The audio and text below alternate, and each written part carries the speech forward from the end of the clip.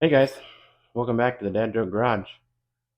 Today I would like to just kind of give you a recap of our trip to Hurricane, and then I also have a slightly boring install, something simple but something to help make the Razor street legal. We live in Arizona, so they are allowed to be driven on the road as long as you follow a few simple rules and make a few modifications. Today we'll go over that modification. I'll show you how to install it, show you how to find a hot wire in the back of the Razor. Super simple. And then at the end of the video, I'll show some pictures from the trip to Hurricane. I did not feel motivated enough to video anything or show anything like that. So I'll show you some pictures from our trip and we'll wrap this up. Let me show you what I got going on here. All right, so one of the last pieces of the puzzle for us to make the Razor street legal here in Arizona is to add a license plate mount. I got this one on Amazon for about $15. It is equipped with some LED lights for night driving so that people can see your license plate. It came with about 8 inches of wire on it, so I added another 18 inches of wire on there just so I can reach the running lights on the rear end to get those wired in so it comes on with the ignition and with the lights. So we'll take you back to the back of the Razor and show you what we're going to do to get that going. This bracket is billet aluminum. It's not specifically designed for the Razor Turbo R, which we have, but there's enough stuff back there where you could probably bolt that up with anything with these four little bolts here. I found a pretty good place to mount it. I've got some 1/4 inch bolts here. They're about 1 inch long. Get that mounted up. So it should be pretty simple. Let's take you to the back of the Razor and show you what we got going on. All right, so here's what we've got going on. This is the back of the main kind of tail light for the Razor. This is just the main running light, not the brake light assembly. So we're gonna pull this off here and then turn the ignition on and figure out which one of these two wires is the hot, which one's the ground, and then we'll just tie into that harness right there so that everything's wired up easily. This comes off pretty easily. This little clip up here, this black thing with my giant fat finger on it. If you just pop this back a little bit with a screwdriver and pull this down, it'll pop right out of there. Let me grab a screwdriver and then I'll show you how that works. All right, so I just got a tiny little screwdriver. We're just gonna pop this bracket back right here just a hair. And then we'll pull this down with my fat fingers, get that disconnected. Pretty easy. So we just got two wires here. In theory, one of these wires should be ground, one of these wires should be hot. So we'll give that a test and see what we got going on. Let me turn the key on real quick and I'll be right back.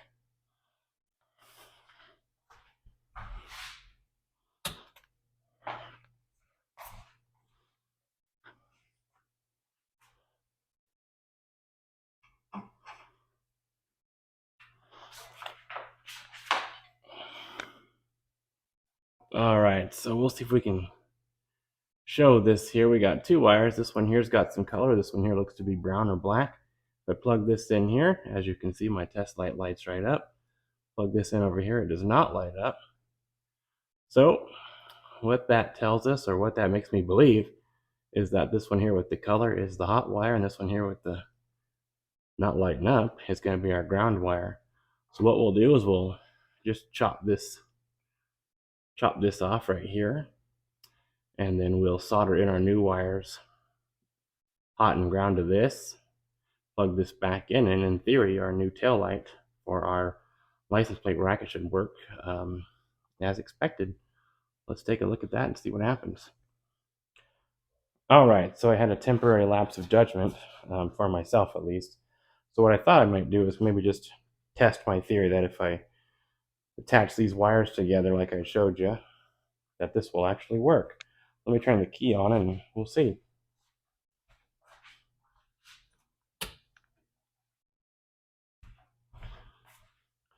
All right, so the key's on.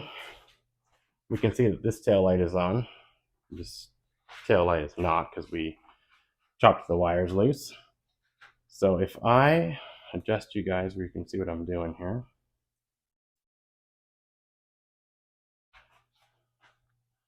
take the red wire from the tail light we just did there and attach it to this guy here. We've got light, no light, light, no light, light, no light. So what that tells me, that was a good idea. That was the right thing to do. So we'll get that soldered together and wired in, and then I'll show you how to connect it to the back and make it look pretty. All right, so here's what we're gonna do. In a previous video, as you guys may have recalled seeing me struggle installing this thing, this bracket, the holes seem to line up just nice and centered with this. So we're gonna bolt this on there with a couple of those 1/4-inch bolts, and the license plate will hang down here. This hole right here that I've just violated it's supposed to be for the backup camera if you have the fancy razor. So I think if I just run these wires through here and then out the other side, I should be able to tie in with that light over there. In theory, we should be able to do that. I heard wires. Let's see where they went.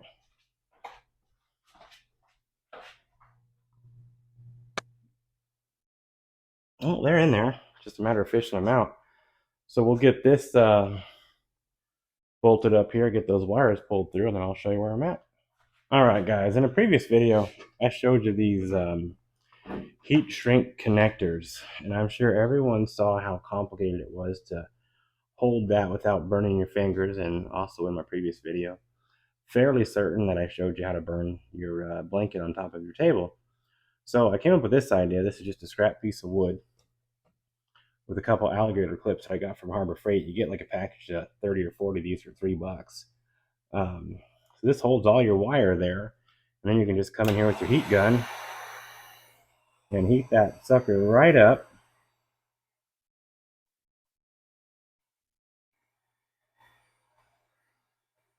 Without burning your fingers or burning your table or any other problem.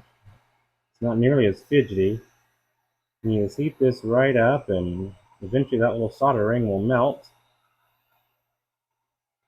And then you've got a perfect connection that you don't have to touch or burn your fingers or anything like that. So I far prefer this method with this probably $2 hack here on how to get these things to work.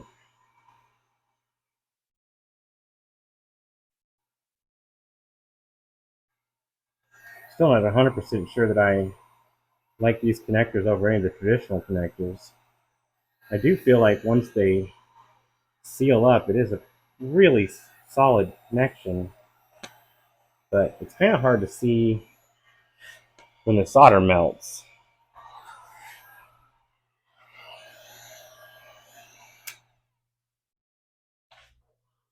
But that worked out pretty good. That one got just a little bit hot, but it doesn't look like it poked through or anything, so I think we're good with that. Let me get the other one done, and then I'll show you how I got this all wired up in there and tight and how it all connects. All right, I think we got this all wrapped up here. So I brought that in down here about 3 or so inches above the muffler, which is about the same place as the factory harness runs. You can see right here is the factory harness, and then my harness is right here. I zip tied that a few places along here, and then I tied it together right here in this kind of thicker spot with those heat shrink things I just showed you. Got it all plugged back in, and then we'll just zip tie that up there to this little hole, kind of get that out of the way so it doesn't hang down too far. Should be good. Let's turn it on and see if it actually works. Key on. Flashlight off. All right, so we got tail lights both sides. That license plate guy is working. That was success. Pretty easy. Nothing is on fire. Nothing smoking. Not too bad for the dad joke garage. All right, guys, that was somewhat of an easy project. It needed to be done. We finally got everything registered, insured, so we are street legal for Arizona, and that was kind of the last step. You are supposed to have a horn here in Arizona, but unless I do something stupid, um, no one's gonna know that I don't have a horn.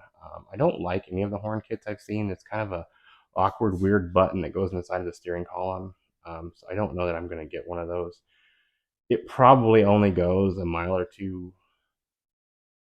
every other month on the road. We don't really drive it on the road all that much unless we're crossing a road or where the road is part of the trail. It doesn't really go on the road, but it's kind of part of the deal with registering Arizona. So we've got that done. The license plate's ready to go. I would like to give a shout out to this crazy light from Harbor Freight. It's a Braun flexible light, magnetic. It's got 3 different settings. I don't think I could do a lot of these jobs without this thing. This thing is $20 and worth its weight in gold. So I definitely recommend that. Harbor Freight, $20. You watch the coupons, you can get them on sale for quite a bit less than that, but it's a good deal regardless of that. And then if you guys do wiring, alligator clips and a piece of wood, don't burn your fingers. It's a great idea. Um, like I said, easy project. Glad that's done. Nothing else I have to worry about now for driving around the streets in Arizona. Um, last thing I'll leave you with, as usual, um, obviously, thanks for watching. Definitely appreciate everybody's support. Don't forget to like, subscribe, comment if you got anything useful to say. I'll be happy to respond. You guys are probably smarter than I am. I'm new at this, figuring it all out as I go. Like I've said several times, I'm just a dad who not afraid to do things, like to save some money. I grew up with, if you didn't do it yourself, you just didn't have it done. We didn't have money for this kind of stuff. So I'm very fortunate in my life and the things that I have, but I'm still not going to give somebody else money to do something that I think I can do. Um, not afraid to do it either. I will run some pictures from our vacation over the weekend here, somewhere before this closing or after this closing. I'm new at editing, so trying to figure out the best way to do it. Um, what do you call a chicken looking at a piece of lettuce? Chicken Caesar salad.